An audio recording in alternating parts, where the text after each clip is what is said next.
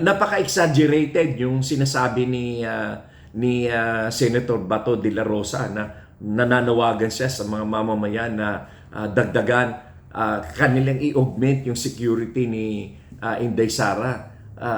Exaggeration na yun eh. Meron ka ng 358, gusto mo pa, pati yung mga private citizen magbantay pa sa kanya. Exaggeration na yon. Sobrang Vice President Jejomar Binay, 6 lang yung security niya. Si Vice President Noli Di Castro din, 6 lang yung kanyang security. O isipin nyo, 6, 20.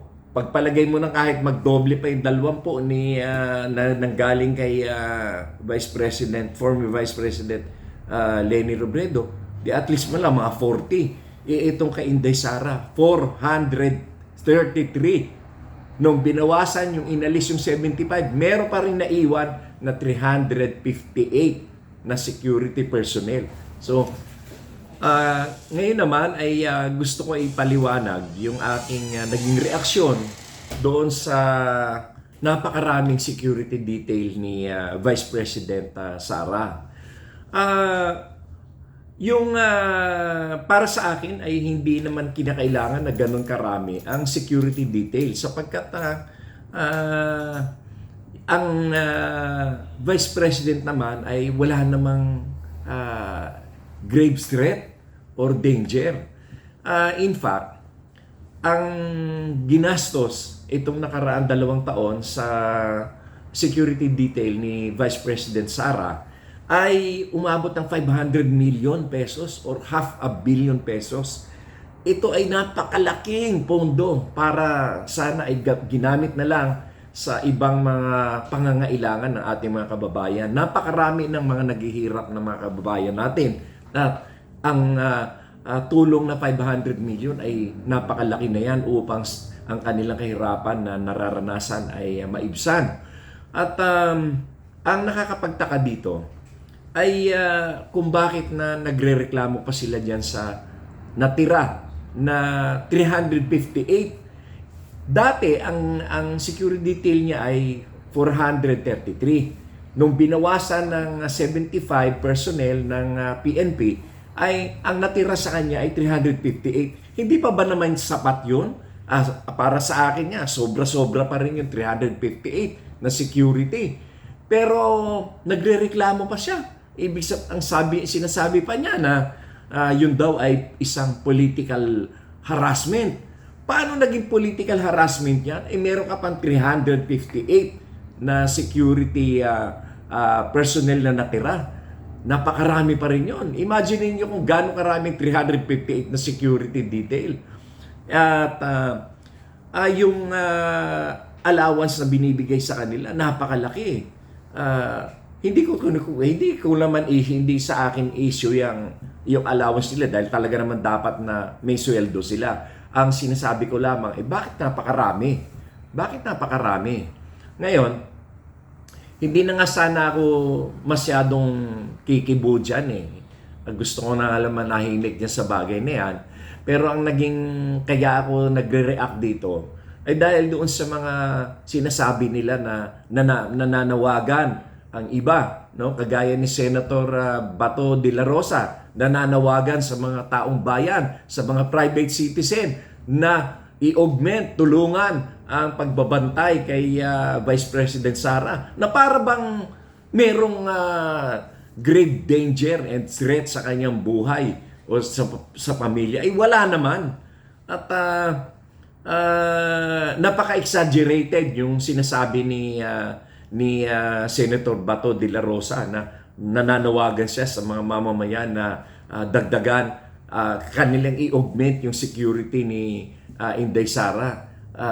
Exaggeration na yun eh. Meron ka ng 358, gusto mo pa, pati yung mga private citizen magbantay pa sa kanya. Exaggeration na yun. Sobrang exaggeration na yun. Kaya ito talagang nagbigay ako ng reaction at nagpapasalamat naman ako dahil ang ating media ay kinover yan. At napakarami ng mga newspapers na naglabas ng issue na yan. Kaya kung ako kay VP Sara ay babawasan ko pa yung 358 na yan. Sobra-sobra yan. Dahil ang mga nakaraang Vice President, ito lang hindi yung matagal na. Itong mga nakaraan lamang, kagaya ni former Vice President Leni Robredo, ang talagang naging regular lang yan na security ay 20 lamang. Yung kay BP Sara, 358. 433 nga, binawasan lang 75 kay Vice President Jejomar Binay, 6 lang yung security niya. Si Vice President Noli Di Castro din, 6 lang yung kanyang security. Isipin nyo, 6, 20. Pagpalagay mo na kahit magdoble pa yung 20 na nanggaling kay Vice President, former Vice President Leni Robredo, at least mo lang mga 40. Itong kay Inday Sara, 433. Nung binawasan yung inalis yung 75, meron pa rin naiwan na 358 na security personnel. So, yun ba naman ay matatawag mo ba namang political harassment yun?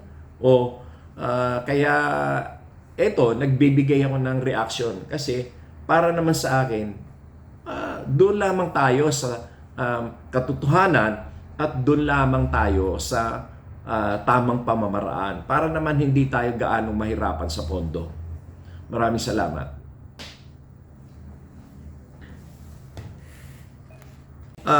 Ngayon naman ay gusto ko ipaliwanag yung aking naging reaksyon doon sa napakaraming security detail ni Vice President Sara.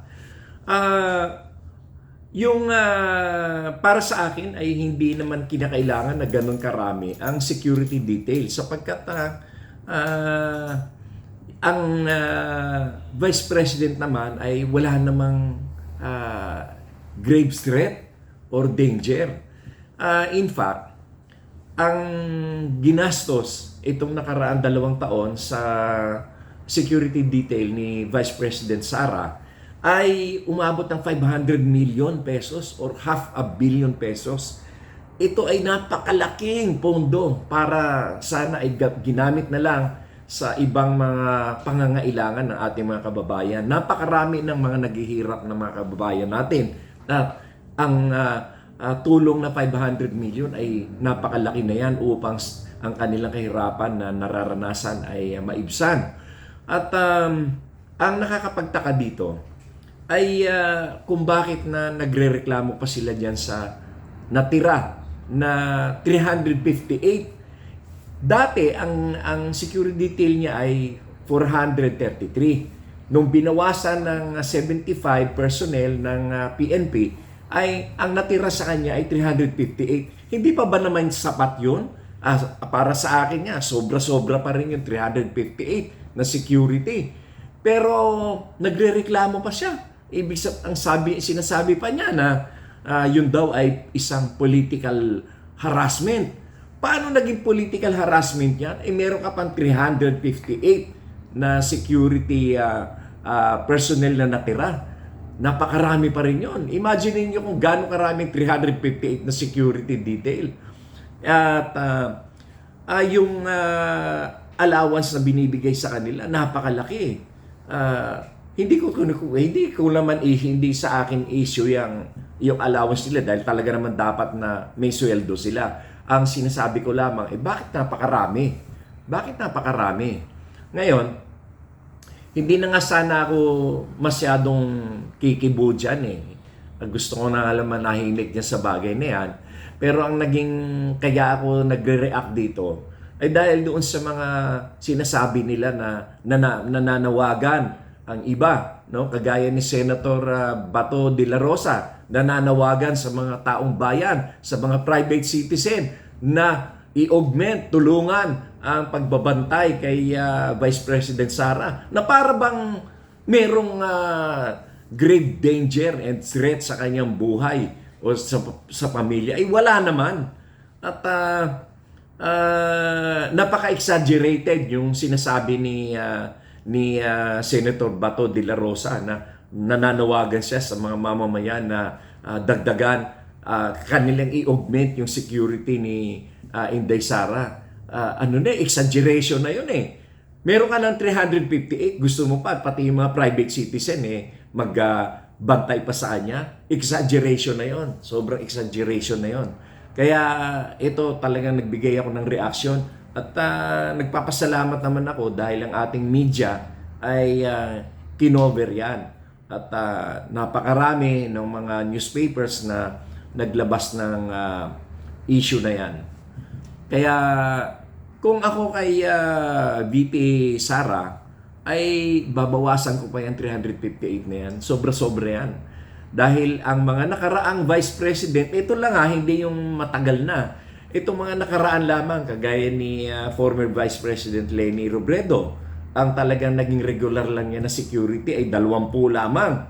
Yung kay VP Sara, 358.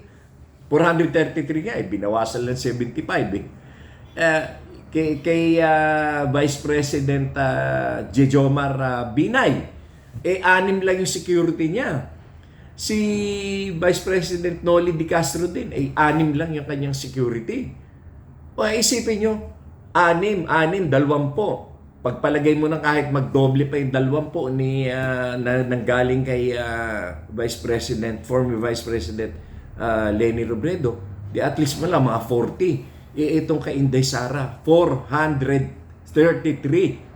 Nung binawasan yung inalis yung 75, meron pa rin naiwan na 358 na security personnel. So, yun ba naman ay matatawag mo ba namang political harassment yon? Kaya eto, nagbibigay ako ng reaction kasi para naman sa akin, doon lamang tayo sa katotohanan at doon lamang tayo sa tamang pamamaraan para naman hindi tayo gaanong mahirapan sa pondo. Maraming salamat.